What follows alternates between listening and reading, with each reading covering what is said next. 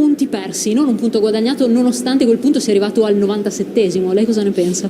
Giusto la considerazione di Frank, perché volevamo vincere questa partita e non ci siamo riusciti. E quindi un peccato.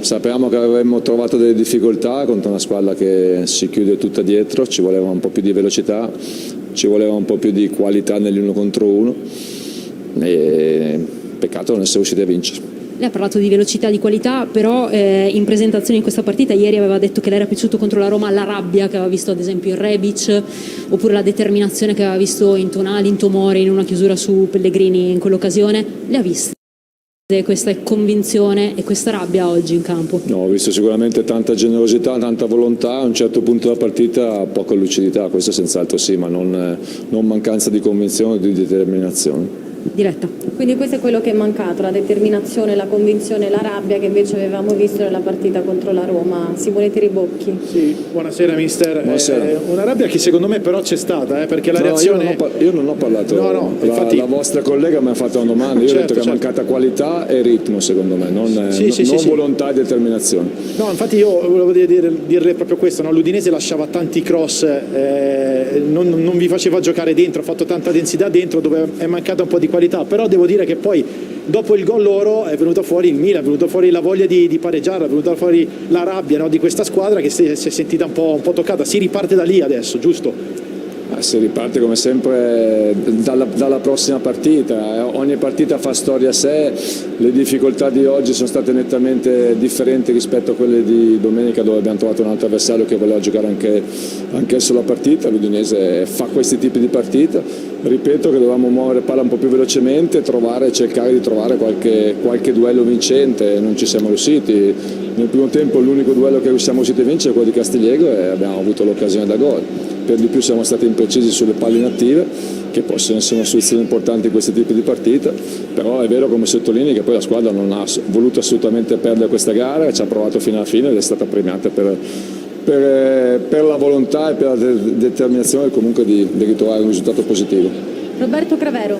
Stefano. Ciao Roberto. Ciao. Deluso dalla prestazione di Leao, ti aspettavi sicuramente qualcosa in più?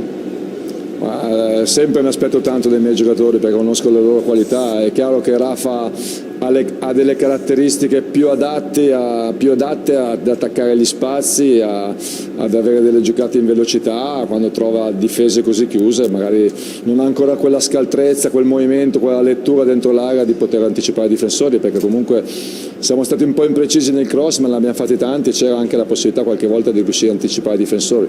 Non esserci riusciti dispiace, poi è vero che ci mancavano probabilmente oggi le caratteristiche giuste per affrontare queste partite, perché ci mancavano i due veri centravanti che abbiamo in organico. Gli altri sono ottimi giocatori ma con caratteristiche diverse, sicuramente sia Leao sia Rebic sono più portati ad attaccare gli spazi piuttosto che fanno più fatica quando trovano spazi ridotti e più intasati.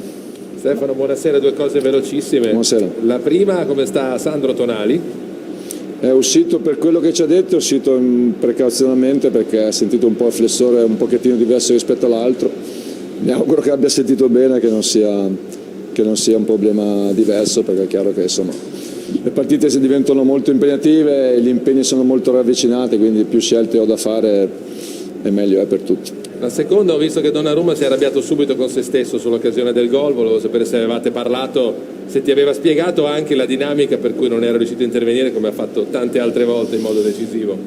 No, sinceramente non abbiamo parlato ancora del gol preso, io ho rivisto la situazione, chiaro è stata una palla abbastanza lenta ma poi gli sono passati davanti due avversari e probabilmente poi non l'ha vista, ma ancora non l'abbiamo vista, ma ci ha salvato tante volte e sicuramente adesso dobbiamo provare a riprendere la nostra corsa, è un mezzo risultato positivo, non tutto quello che volevamo, però adesso pensiamo alla prossima gara. Grazie. Parlava delle assenze che chiaramente pesano soprattutto in gare anche come queste, li abbiamo visti in panchina, Zlatan Ibrahimovic, Mandzukic, Çalhanoğlu, come hanno vissuto loro ed in particolare come ha vissuto Ibra la partita da lì, cercava di dare consigli alla squadra, non era tanto lontano da lei?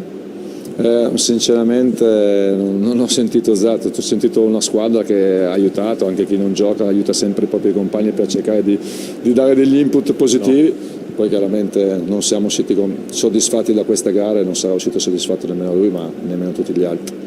come dice lei però l'entusiasmo, la chiave insomma per ritrovare l'entusiasmo è quello di pensare già alla prossima partita, quindi le auguriamo davvero buon lavoro. Grazie, buona serata. Grazie, arrivederci.